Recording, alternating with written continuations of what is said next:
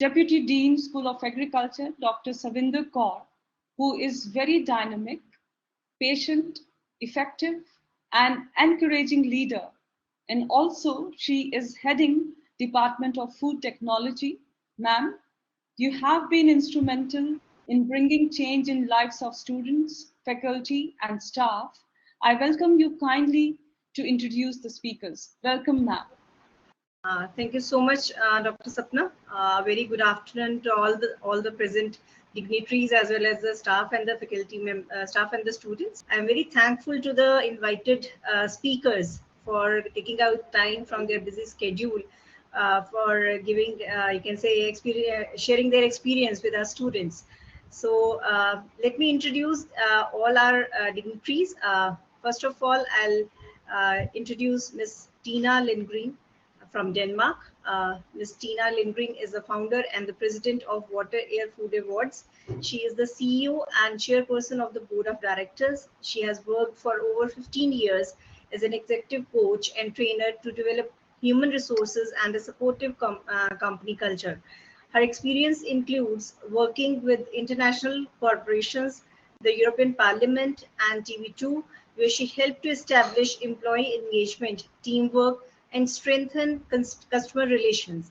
She has also volunteered as trainer and to project manage international humanitarian events in Europe, Asia, South Pacific, and USA.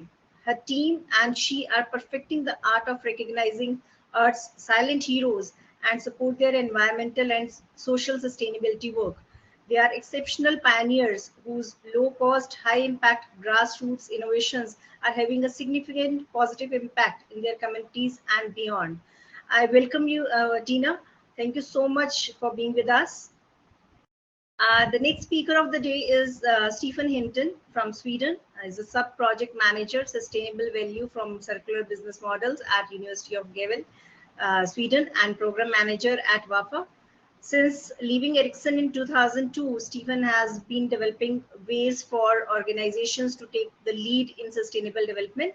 Starting with addressing resource shortages as limits to growth, he went on to work with envisioning techniques to develop ideas for sustainability and then to practical implementation of a range of instruments from city walking maps to flexible pollutant fees. Stephen was one of the founders of the transition movement in Sweden, an original member of humanitarian water and food management team, and the co-founder of Swedish eco village Angarde. The Stephen believes we are in times of great change. As we let go of our industrial paradigms, we can open to new opportunities for sustainable prosperity and a new era of human development. Stephen is often engaged to speak on topics such as moving away from the industrial mindset, transitioning away from fossil fuels, aligning businesses to new paradigms, co-creation and new financial possibilities, as well as the inner transition accompanying the move from consuming to co-producing. Stephen is a fellow of the Institute of Swedish Safety and Security and served on the boards of JAK Bank and the Swedish Sustainable Economy Foundation. I welcome you, Stephen, and thank you so much for being with us. Not only that, we have with us Ms. Pratibha Rawat, representative from Mount Valley Development Association, an NGO which is based in Uttarakhand. We have MOU with MBDA, and we welcome you for the brief presentation. She is MSc in Rural Technology from Hemwati Nandan Bahuguna Garhal University, Srinagar, Uttarakhand. At present, she is a program manager in improving living standards of mountain community through integrated community approach at Mount Valley Development Association, Uttarakhand. We welcome you for your experience sharing. Thank you so much, all the you can say speakers, for taking out time. Being Sunday, I know this taking out time is really difficult, but thank you so much for being with us. And I hand over the mic to stage to Dr. Sapna to start the you can say event. Thank you so much. Thank you, ma'am, for accepting the request. And I welcome now Dr. Ms. Tina Lindgren to kindly present the topic. Over to Tina. Can I start? Please. Okay. So first of all, thank you for inviting me. It's an honor to be with you today. I still want to recognize Dr. Ramesh Kumar Sadvati. Excuse me for my pronunciation. Yeah, even though I understand he has to take care of other duties. And Deputy Dean Dr. Sharon Kaur and Dr. Sharad Sanjan and Dr. Prashad Rashan. It's an honor to be in your company. So I'm very pleased to be able to share what I have learned, what I have experienced with regards to reaching out to those people we call the silent heroes, those who are hardly recognized despite the fact that they are doing amazing work. Our vision, as you can see, is oh, sorry, I forgot to also say, dear students. Okay, back to the presentation. And healthy water, air, and food for everyone on a healthy planet. It sounds really simple, doesn't it? And even though these are the very critical basics that so many of us are struggling to get access to. So this is why we have set out to do something about it. Our agenda today is I'm going to first give you a little insight in Water, Air and Food Awards. What is this? And then I'm going to show you some videos of the award event, and one of the winners at the time, who is restoring soil and organic agriculture in Haiti. And my colleague, Mr. Stephen, is going to elaborate on their project. Then I will come back and show you more wonderful projects from all over the world that have won the award. And I will invite you to nominate your favorite going forward. If you know of someone who is doing great work, you are welcome to nominate them. And then I'm going to take question and answers. And after that, handing over to Mr. Stephen, who will talk more about our nature-based awardees. Again, question and answers and how to participate. Right, here we go. So, Water and Food Award is abbreviated to WAFA. And we are based in Copenhagen. We have global reach. It has been extraordinary for us to see the interest in applying for the award. We have received applications since we started in 2007 from 82 countries. And especially when we do the awards at the location of the winners, that really awakens the media. 84 million viewers, listeners, and readers have had the opportunity to learn about these wonderful projects and also WAFA. And we have had the great honor to present the awards to 14 winners on several different continents. So our task, what we have set out to do, is to shine light on local community nature-based solutions. It's bottom up, it's grassroots, it's people solving their own challenges today. We are not telling them what to do because we respect that they know what to do and they know how to move forward. And by shining light on them, we attract the media and we attract attention to them, and they themselves then attract the resources in terms of manpower and grants that they need to scale and replicate what they're doing. And we are on a journey. We have set out to become, quote unquote, the humanitarian Oscars. And why, you may say, do you want to go down that road? And this is because we want to convey a message of hope to as many people as possible. We want to create interest, we want to attract interest from as many people as possible. And because making a difference and restoring our planet, our environment, and livelihoods of people is everyone's business.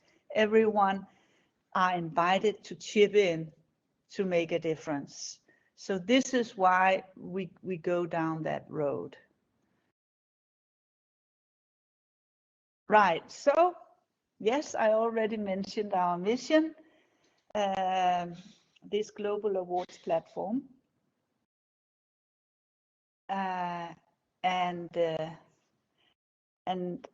when we do our award events, this is from an event in Kuala Lumpur, an award event, highlight event.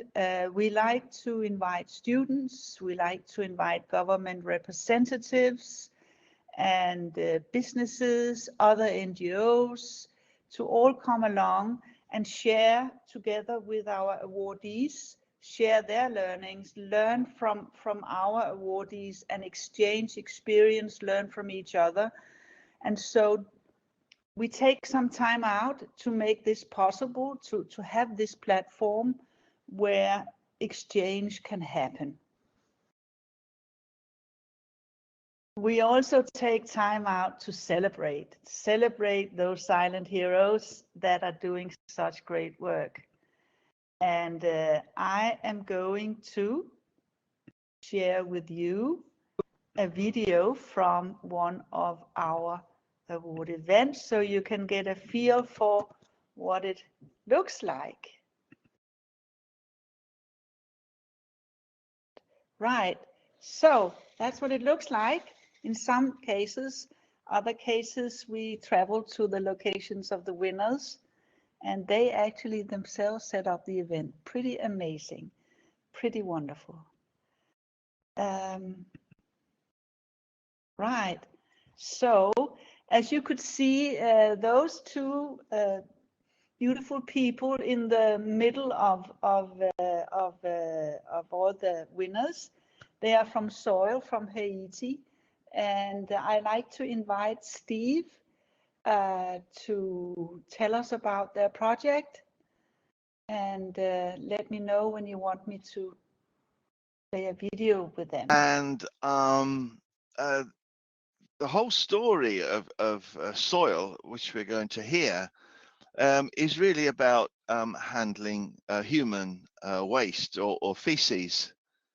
And as you're going to see later in my presentation, a lot of our finalists tend to challenge us in our thinking.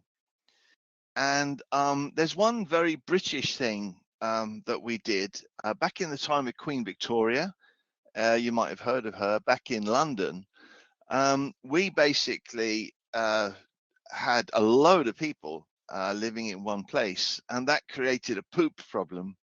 And Queen Victoria, she got a man to create a solution to that. It was called toilets, WC, water closet, because they literally had a little cupboard in the corner of the room, and that was their closet with water in it, and they used the water to flush everything away. And that was what Queen Victoria wanted. It actually was all flushed away into the Thames, and the Thames, from being a wonderful river that you could catch salmon in, and it became a mess. And of course, Queen Victoria spoke to her engineers. She didn't speak to the biologists and the agroecologists at the time. She got the foremost brain in the world that she thought to design everything. His name was Thomas Crapper. And it is actually from that time that we now use in the slang word, instead of talking about poop, we talk about crap. So basically, that is a wonderful British invention. And although it's a fantastic invention, it has definitely its downsides. Now, those people who haven't had that invention have had to think another way completely. And you've got to remember that London was full of cholera and all kinds of things. It was really full of diseases. So in one way, Thomas Crapper solved the problem, but he created a load more. Our friends on Haiti, they don't have Queen Victoria. They don't have a sewage system.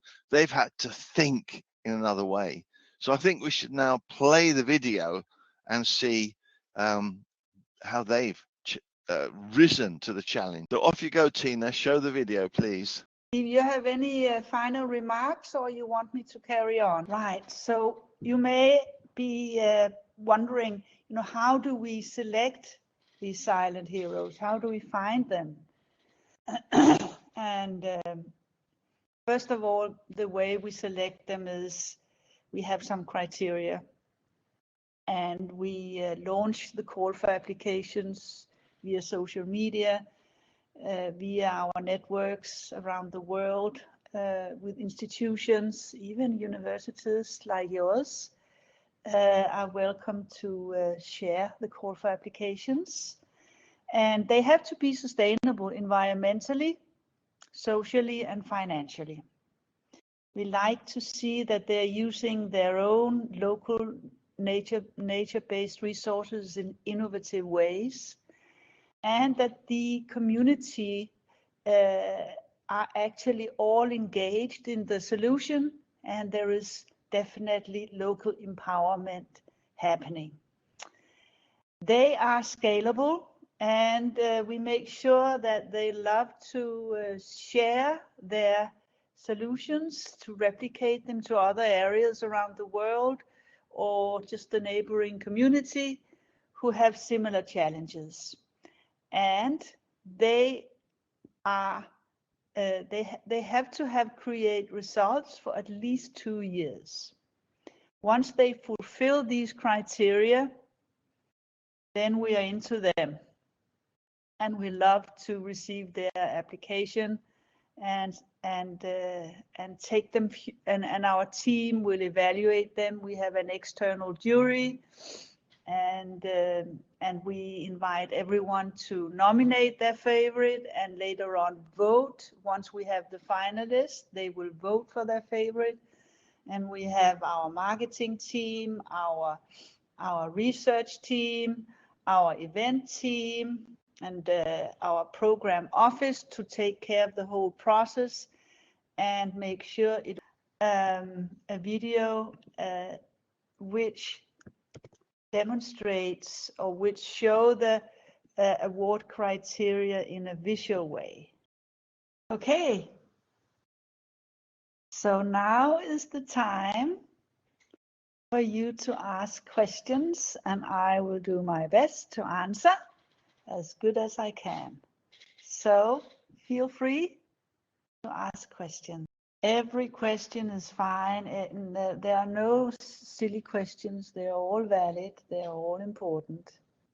Looks like there are no questions. I really hope you enjoyed this introduction. And later on, I will let you know how you can participate and how you can nominate projects in your area. And let me. Okay, can you all hear me? I guess you can. Thank you. I feel very moved, actually, to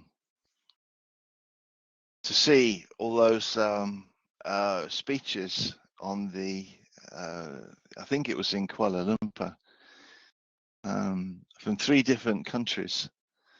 And it just reminded me that we may be very different in where we live and kind of the way we talk, the way we dress, but it's very wonderful when we all recognize that we're all living on the same earth, and that we all live from the same nature that wants to give and give. And so I just really like to honor the chance to be invited here. And thank you to Dr. Ramesh Kumar Sadawate, Deputy Shabunda Kaur, Dr. Shabath Sachwan, Dr. Prashad Rashami, and of course all of you who are taking your time. But let's put it another way. What else do you want to do?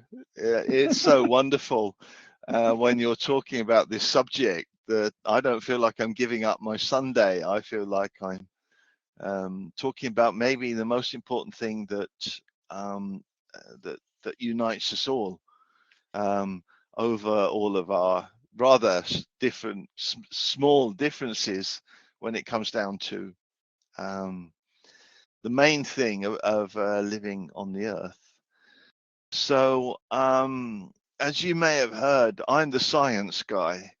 I was involved in setting the Water Air Food Award up from the beginning, bringing the scientists together and thinking about what it is we're looking at.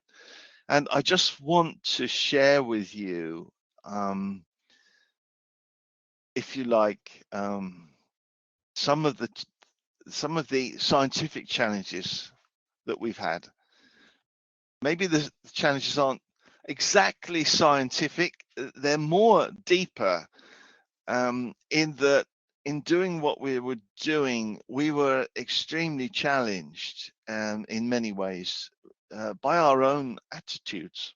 So let me start my presentation, give you an idea of what it is that we actually were dealing with. And I'm going to have the same challenge as Tina.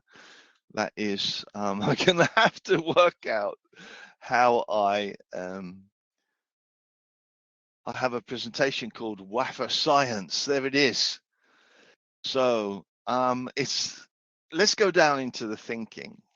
So this is where we started. I'm talking 12 years ago. Just make sure I can move my slide so I know what's happening.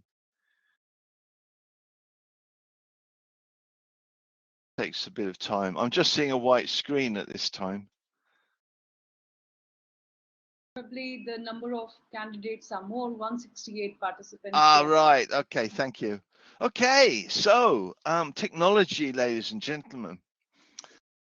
This is what we started to understand. Technology is machinery and equipment developed from the application of scientific knowledge. That's what I learned at university when I did my science degree, is that science is really useful to society because people can take it and based on that science, develop machinery and equipment. Now, machinery and equipment is actually a really good thing. There are a lot of advantages from having machinery and equipment from a, let's say, economic point of view. If I create machinery, then I sell it, then I can bring in money. Participant who's saying this is actually my first time to hear about WAFA. I'm from Benin Republic and a founder of the Green Initiative for Development. The initiative is planning a project on the production of compost based on recycled papers. I would like to know whether WAFA offers capacity building for early stage organizations in developing their idea. Thank you for this wonderful opportunity. So there's one question, but let me see what's happening. Stephen? Yeah, hello. I've changed my microphone. You are audible. Okay, thank you. I think I had a technical problem with my microphone. That's why. Let me start again then. Technology is machinery and equipment developed from application scientific knowledge. And when we all go to university, we feel very happy that we are able to contribute to the development of machinery and equipment. Machinery can get created and sold, and people use the machinery. The creation of machinery and equipment is the heart of economic development, because you can sell them for money, and then you can employ people, they get money and they can spend that money. And so we have the whole thing of economic development. As I said, machinery and equipment maybe are at the heart of economic development. They're the heart of our paradigm of how to live on Earth. And so let me just explore with you about how machinery and technology gets used nowadays. Yeah, here we are. How to do an egg. So over here, both in Sweden and in Britain, we have an industrial egg. The hens are in some kind of battery farm.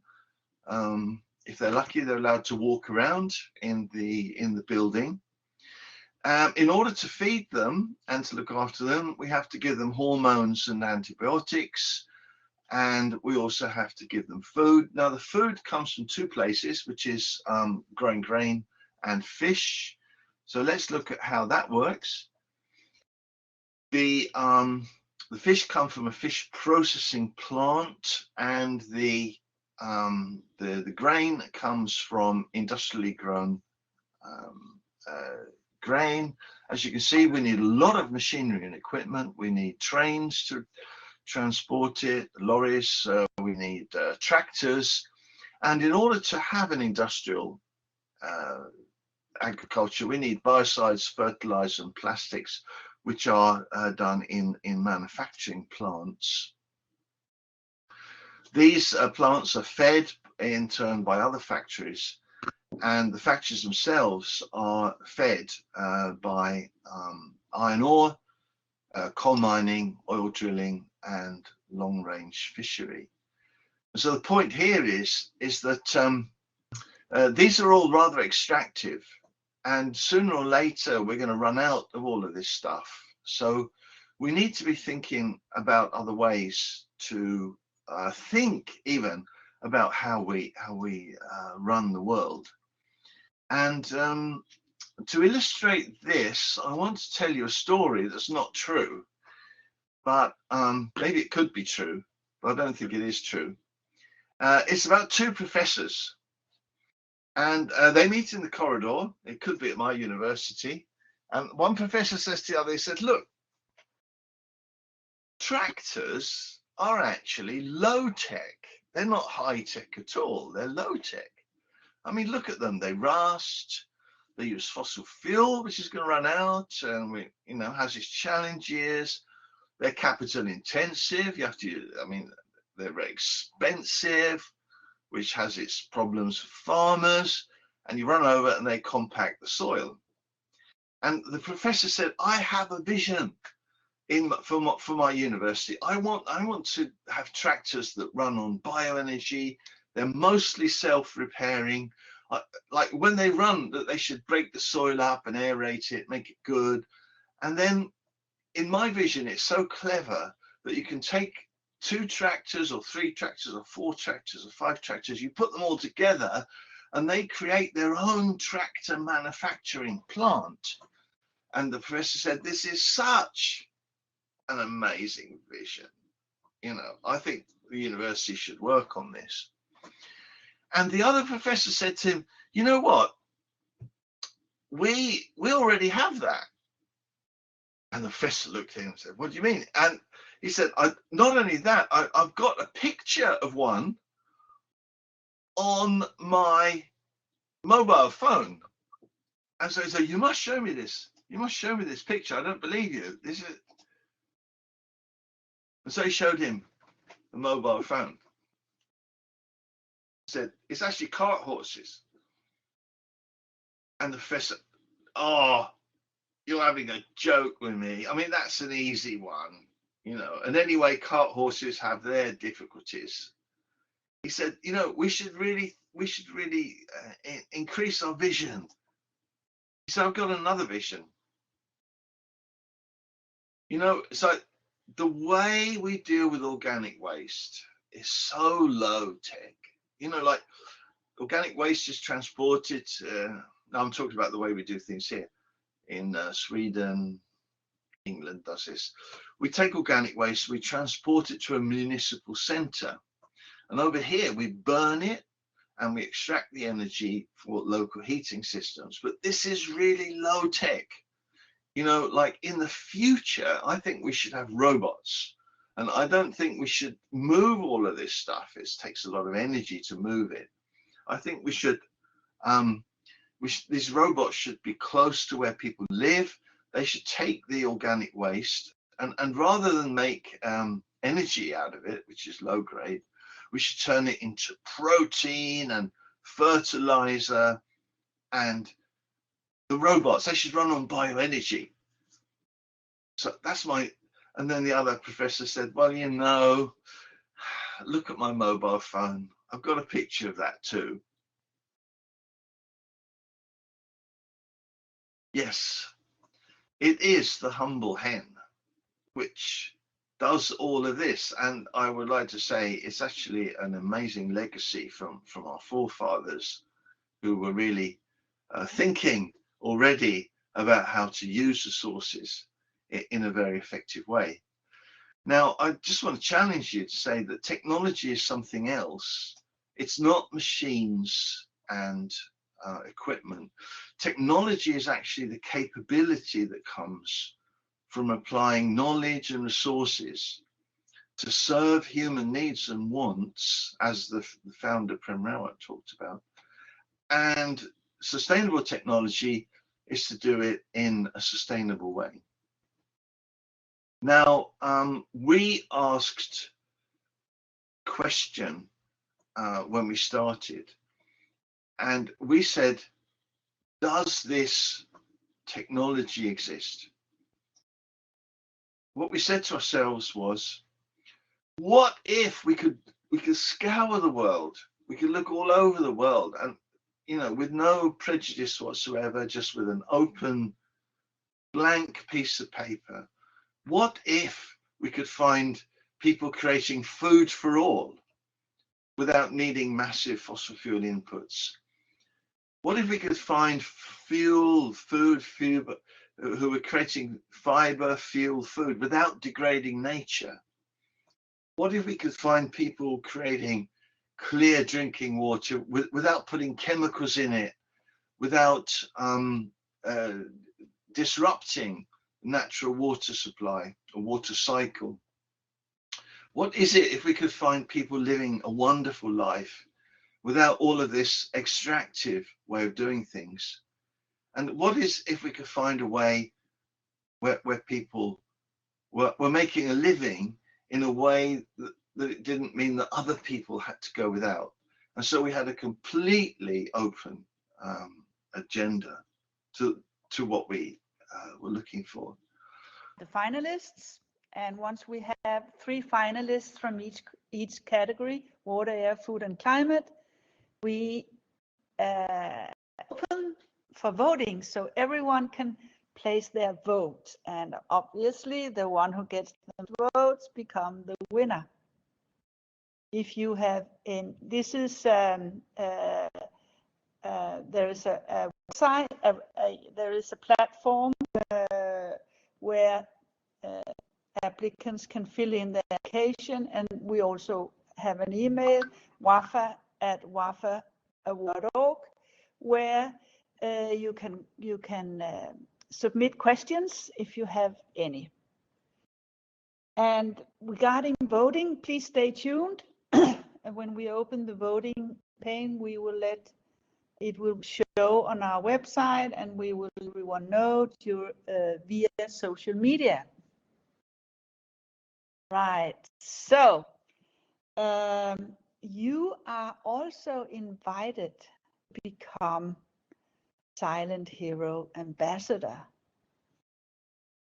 We are starting a program where we are putting together a Silent Heroes Ambassador team, and these are people from all over the world. It could be a university who wants to engage their students in finding silent heroes, or it could be individuals as well who want to be an ambassador.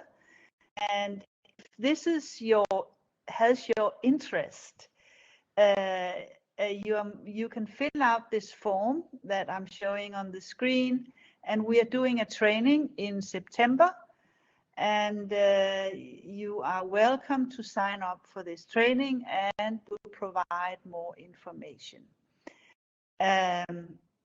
So this is a wonderful opportunity for you to connect with organizations and with other schools and with individuals, and you will post regularly on social media, and you are invited to create content of the projects that you find that we can post on our Facebook and other media. And there are several other exciting possibilities that you can participate in. You can also apply to become a volunteer. This is also done via our website. Submit your CV, and either you can apply for one of these positions that are mentioned here, or you can simply just express how you like to participate, how you like to apply your skill, and we will be there to respond to you. Another opportunity is to make a donation. This is also possible. If you want to contribute to the prizes that we give to the award winners, you're welcome to make a donation. And also spread the good news. Let's see what it says here on Facebook. You are welcome to upload. You're welcome to spread the good news via our Facebook. Post there. That is, we love to, as you can see, we love to engage as many people as possible, and we are really pleased to engage students. And so this is our invitation to you. Okay, that was great, Tina. So I may call upon the next candidate, that is Miss Pratibha Rawat, to kindly present. Yes, ma'am. Pratibha, Thank you. Yeah. Yes, ma'am. Yeah. So, hello everyone. Good evening. Namaste. I would like to thank Sapna ma'am and the of LPU for inviting us. My name is Pratibha Rawat, and I'm working as a program manager in Mount Valley Development Association, Tiri Gadwal, Uttarakhand. So, talking about Mount Valley is working since 1995. And the idea of organization was inspired by Sarvodaya movement and its approaches in the Himalayas. So currently our presence is in 3 districts of Uttarakhand: Tiri Gadwal, Uttarkashi, and Haridwar. In these regions, we are addressing poverty government through empowering women, local government governing bodies, destitute and marginalized section of the society. So for that, we want so that we can work for eradication of poverty through sustainable livelihood. Along with that, we wish to improve the quality of life of and disadvantaged section of Gadwal region of Uttarakhand. So currently in Gadwal region of Uttarakhand, we are working in 3 thematic areas. First one is agriculture, in which we are focusing women.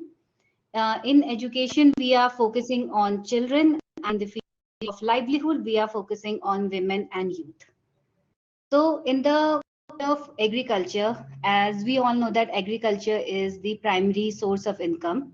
So we try to fill gaps by mitigating the issues of crop production, damage due to climate change, and we're also working to raise production by organic farming and modern agriculture practices. And with all that, we wish to raise the income of they produce. Another one athletic area is we're going to provide education to girl child and demonstrate a model quality preschool education. So they're also just trying to minimize the gap, being the catalyst between the rural and urban education, give the right holders liberty to earn for their families through training for the economic development of the. So for working for past 27 years in Uttarakhand and other regions of India, we have faced some few major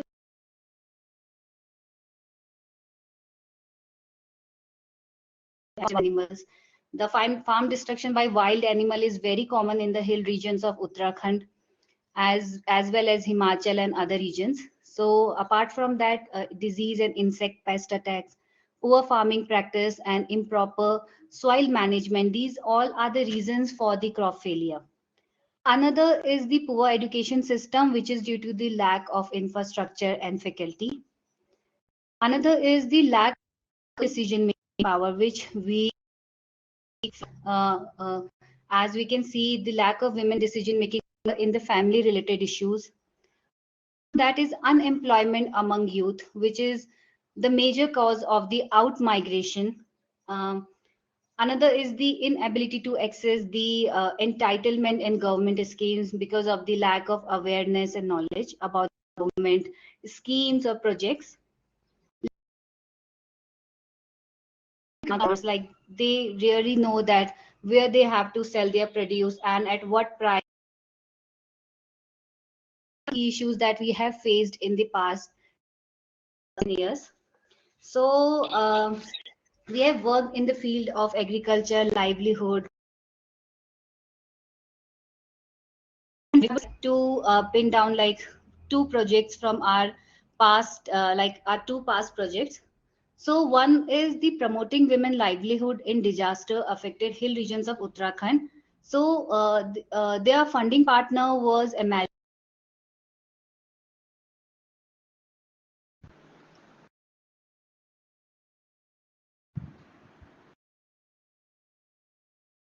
It seems that there is a problem, internet issue. I couldn't listen to Pratibha, and I think my voice is audible. Yeah, ma'am, your voice is audible. Am I audible? Okay. Yes, you are now audible. Just can you please tell in short what MVDA does for the student attachment in for the BSc agriculture students and all? That would be great. So yes, talking about students attachment, I think internships to the students. I don't know about the BSc students, but yeah, to the MSc students, we are providing internships. We are also providing like these training and capacity building programs to the students. So somewhere in that way, we are just connecting to the students. Okay, that was one question I wanted to ask. Please, you may carry on. So yes, I think I should talk more about agriculture as uh, I can see the faculty was like of agriculture and allied sciences. So I would like to talk about the project that I'm leading, which is the farming innovation for women empowerment. So in that project, our funding partner is from Sweden, which is the namely IM. With IM, we are working since 2017, basically on the four objective. First one is that we are working on spice cultivation, and that too with organic farming. Apart from that, we are working on gender equality and awareness and entitlement advocacy for the right holders. So I would just like to tell you about the chain, like how the project, how the inter and how it is taken forward. So what happened first, distribute the spice seeds like turmeric, ginger, or garlic to the farmers. Then for the effective cross learning, we have the farmer field school. I'm sure the students from the farmer Yes. field school. So there they gather and learn about packaging.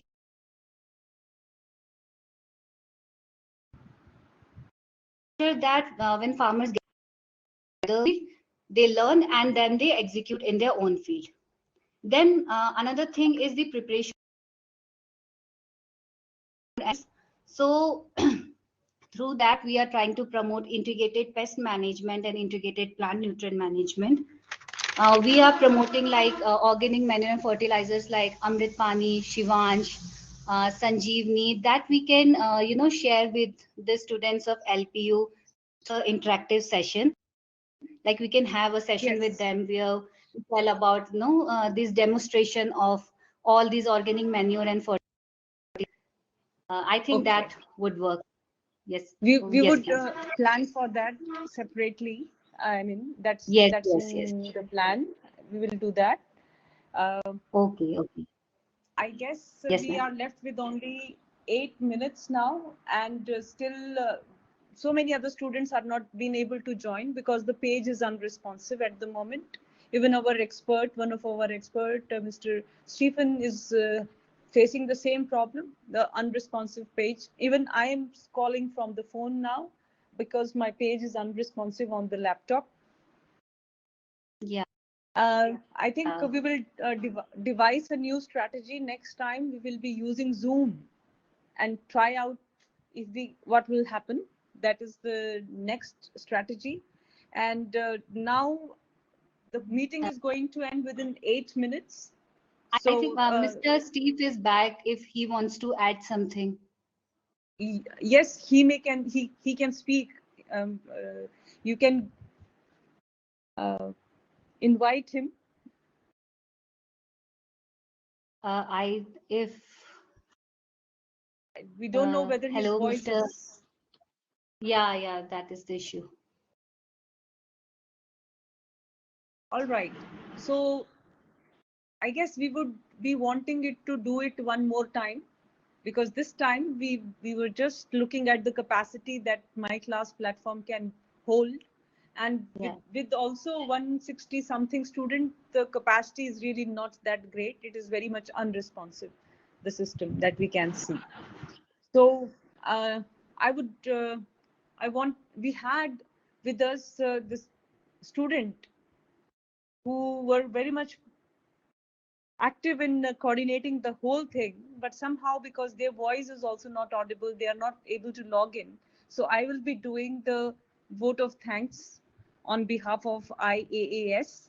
So let me speak on behalf of first Arkesh Shinoy, who is one of the LPU BSc student and national board member of International Agriculture's. I can see Shivam Kumar wants to say something. Shivam, do you want to say something? No, Okay. ma'am, by me. So, okay. So, yes, so I was sharing Lakshmi Narayanan. He's also CEO of IAAS, a student organization which is international in its nature. So these are the students, and Prithvi Krishna, who was the invisible face of the event, who has been coordinating with the students, sending people all kinds of emails and creating WhatsApp group. And this event, we will do it one more time with some other platform so that we are having good experience, because we wanted to listen to Stephen's presentation. And interestingly, I would want to say that IAAS also would be providing e-certificates of the program. And what all had happened, we can put, there are students who were not able to log in because 314 students have registered for the event. Only 170 are able to get into the system. So we will put one YouTube video of the same recorded YouTube video would be posted in the Department of Student Welfare page. So now quickly, I would want to say very with my whole heart, I would want to say thank you so much, Ms. Tina Lindgren, who's the CEO and chairperson of Water Air Food Awards. Mr. Stephen Hinton, we wanted to listen more about what he wanted to say. He's from University of Gawale and he's also program manager with WAFA. Then thank you so much, Ms. Pratibha Rawat from Mount Valley Development Association. Thank you, Dr. Dean, Dean School of Agriculture, Dr. Ramesh Kumar Sadavarti. Then thank you, Dr. Savinder Kaur, Deputy Dean, School of Agriculture. Head Training and Placement Cell, School of Agriculture, Dr. Prasad Rasane, and Head Department of Agriculture, Economics and Extension, Dr. Sharad Sachan. Without your help, this event was not possible. And we are grateful to Department of Student Welfare and Department of Infotech, lovely professional university, for creating the demo session and assisting us in organizing the event at My Class platform. And I would want to say thank you to Lakshmi Narayana from IAAS, LPU chapter, and Arkesh Shinoy, and Prithvi Krishna, and all the students of LPU who are present at the moment as participants, and faculty and students from other universities who are present here. I share my deep gratitude for being patient with the system. And with this, Tina, would you want to add something? Yes, indeed. Yes. Thank you so much for listening. I hope you benefited from all that we have learned, that it has been a pleasure to pass on what we have learned, and we are looking so much forward to continue to learn. And dear students, dear dignitaries, VIPs, Dean and Deputy Dean, thank you for inviting us. Really appreciate, and I hope we get to redo this. So, because I know that Mr. Stephen, he has very exciting stories to tell, and I'm sure you would benefit from his input. So, hope to see you soon again, and take care, and wishing you the very best with your exams. You can do it. You're good. You're strong. You can do it. Thank you. Thank you, Tina. Thank you so much. And definitely the thing that we couldn't listen today would be, we would be organizing another event after your exams to learn, to listen to what Stephen Hinton had to say and to take up the questions because of internet and other issues, we were not able to have it in a smoother way. But then the experience was great, I guess. Thank you all. Thank you. Thank you, Sapna, for all the wonderful work you're doing. Thank you, Tina.